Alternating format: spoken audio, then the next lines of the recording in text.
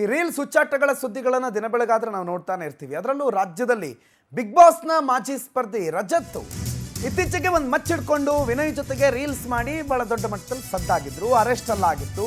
ಈಗ ಆ ಪ್ರಕರಣಕ್ಕೆ ಸಂಬಂಧಪಟ್ಟಂತೆ ರಜತ್ ಮತ್ತೆ ಅರೆಸ್ಟ್ ಆಗಿದ್ದಾರೆ. ಜಾಮೀನು ಷರತ್ತು ಉಲ್ಲಂಘನೆ ಹಿನ್ನೆಲೆಯಲ್ಲಿ ರಜತ್ ಬಂಧನ ಆಗಿದೆ. ಬಸವೇಶ್ವರ ನಗರ ಪೊಲೀಸರು ರಜತ್ನನ್ನ ಬಂಧನ ಮಾಡಿದ್ದಾರೆ. ಪ್ರತಿ ವಿಚಾರಣೆಗೆ ಹಾಜರಾಗಬೇಕು ಅಂತ ಕೋರ್ಟ್ ಷರತ್ತು ಕೊಟ್ಟಿತ್ತು. ಷರತ್ತುಬದ್ಧ ಜಾಮೀನು ಅವರು ಕೊಟ್ಟಿದ್ದು ಕಂಡೀಷನ್ ಬೇಲ್. ಆ ಕಂಡೀಷನ್ನ ಅಂಶಗಳನ್ನು ಅವರು ಫುಲ್ಫಿಲ್ ಮಾಡಬೇಕು. ಬೇಲ್ ಕಂಟಿನ್ಯೂ ಆಗಬೇಕಾದ್ರೆ ಅವರು ಮಾಡಿಲ್ಲ.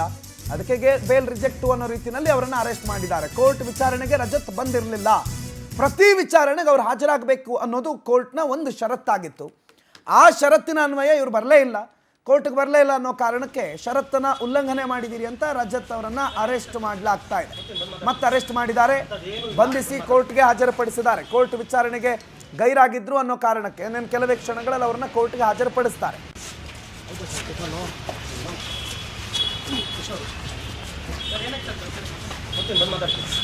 ಅಂತದೇನು ಇಲ್ಲ, ಬಂದು ಮಾತಾಡ್ತೀನಿ.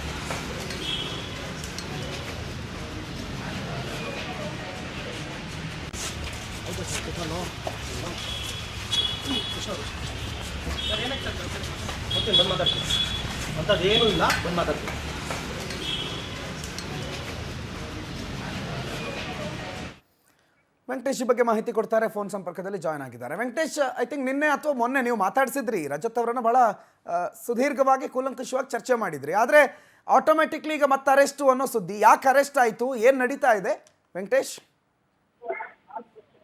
ಪ್ರಣತ್ ಏನಂತ ಹೇಳಿದ್ರೆ, ಬಚ್ಚಿಡ್ದು ರೀಲ್ಸ್ ಮಾಡಿದಂತಹ ಪ್ರಕರಣ ಸಂಬಂಧಪಟ್ಟಂತೆ ರಜತ್ ಮತ್ತು ವಿನಯ್ ವಿರುದ್ಧ ಕೂಡ ಬಸವೇಶ್ವರ ನಗರ ಪೊಲೀಸ್ ಠಾಣೆಯಲ್ಲಿ ಒಂದು ಪ್ರಕರಣ ದಾಖಲಾಗಿತ್ತು. ಆ ಹಿನ್ನೆಲೆಯಲ್ಲಿ ಅವ್ರನ್ನ ವಶಕ್ಕೆ ಪಡೆದು ವಿಚಾರಣೆ ಮಾಡಿದ್ರು. ಅದಾದ ಬಳಿಕ ಅವ್ರಿಗೆ ನ್ಯಾಯಾಂಗ ಬಂಧನಕ್ಕೂ ಕೂಡ ಕೊಟ್ಟಿದ್ರು. ಬೇಲನ್ನ ಪಡ್ಕೊಂಡು ಹೊರಗಡೆ ಬಂದಂತ ಸಂದರ್ಭದಲ್ಲಿ ಅವರು ಈ ಕೇಸ್ಗೆ ಸಂಬಂಧಪಟ್ಟಂತೆ ನ್ಯಾಯಾಲಯಕ್ಕೆ ಕೂಡ ಹಾಜರಾಗಬೇಕಾಗಿತ್ತು. ಆದ್ರೆ ಕಳೆದ ಏನೊಂದು ಕೇಸ್ ಇತ್ತು, ಅದಕ್ಕೆ ಹಾಜರಾದ ಹಿನ್ನೆಲೆಯಲ್ಲಿ ನ್ಯಾಯಾಲಯದಿಂದ ಕೂಡ ಒಂದು ವಾರೆಂಟ್ ಕೂಡ ಇಶ್ಯೂ ಆಗಿರುತ್ತೆ. ಅಂದ್ರೆ ಅವರ ಲಾಯರ್ ಕೂಡ ಇದನ್ನ ಗಮನಿಸಬೇಕಾಗಿತ್ತು, ಅವ್ರಿಗೆ ವಿಚಾರವನ್ನ ತಿಳಿಸಬೇಕಾಗಿತ್ತು. ಯಾಕಂದ್ರೆ ಕೋರ್ಟ್ ಕೇಸ್ ಇದೆ, ಹಾಗಾಗಿ ಹಾಜರಾಗ್ಬೇಕಂತೇಳಿ.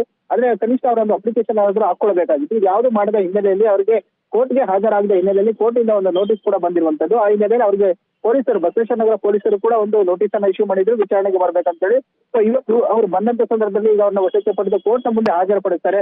ಅದಾದ ಬಳಿಕ ಕೂಡ ಅವ್ರನ್ನ ನ್ಯಾಯಾಂಗ ಬಂಧನಕ್ಕೆ ಕೊಟ್ಟಂತ ಅಂದ್ರೆ ಕೆಲವು ಷರತ್ತುಗಳನ್ನ ವಿಧಿಸಿ ಏನೋ ಒಂದು ನ್ಯಾಯಾಲಯ ಜಾಮೀನನ್ನು ಕೊಟ್ಟಿತ್ತು.